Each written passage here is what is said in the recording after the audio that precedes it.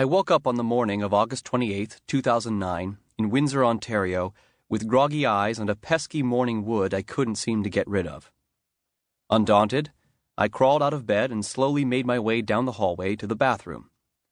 I positioned myself in front of the toilet, lowered my underpants, and emptied a stream of urine into the bowl, although nearly half of it ended up on the seat.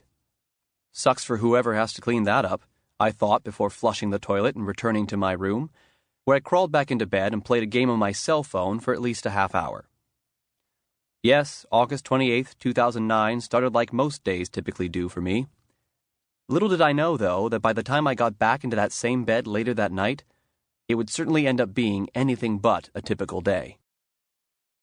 I was about to start my senior and final season as a walk-on benchwarmer for the Ohio State basketball team, and I was in Windsor because our team had traveled there a couple of days earlier to play the University of Windsor and the University of Western Ontario in a few exhibition games. Even though it was still the off-season and most American college basketball teams weren't allowed to practice together yet, we were able to play in Windsor because of an NCAA rule that allows teams to make international trips during the off-season once every few years to play foreign competition. And yes, teams are permitted to go just about anywhere in the world on these trips.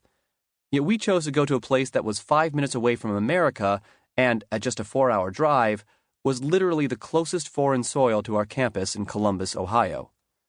In other words, this was an international trip in the same way that OJ was not guilty. I wasn't buying it, even though pretty much all the black guys were.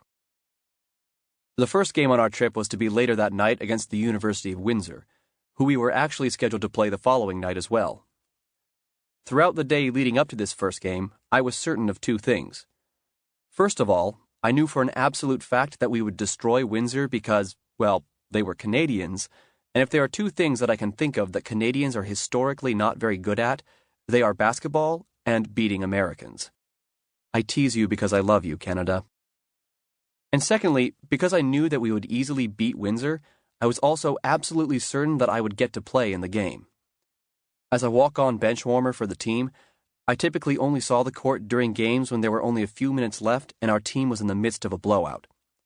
It seemed to me that this game would qualify as one of those times, so I spent all day mentally and physically getting prepared. Now, to an outsider, playing for just a handful of minutes in a game in which the outcome has already been decided might not seem like much, but for most of us walk-ons it can be a pretty nerve-wracking experience. After all, when it's time for us to check into the game, we've typically been sitting on the bench for a couple of hours, and are therefore in no way warmed up or physically prepared to play high-level basketball. Plus, since we're walk-ons, it can be assumed that even if we were properly stretched and warmed up, we'd still be much less athletic and much less talented than all the other guys on the court, so really, we're at a huge disadvantage from the start. But most importantly, what makes the experience so nerve-wracking is the fact that there are thousands of people in the stands, and it seems like just about every one of them wants to see us make at least one shot, most likely because nothing conveys complete dominance over another team quite like walk-ons scoring. In reality, what we do on the court is completely trivial because nobody really remembers or cares all that much the next day whether or not the walk-on scored, but it doesn't matter to us. No matter how many times we do it, each and every game that we play in feels like it's the Super Bowl and every single person in the building has their eyes locked in on us.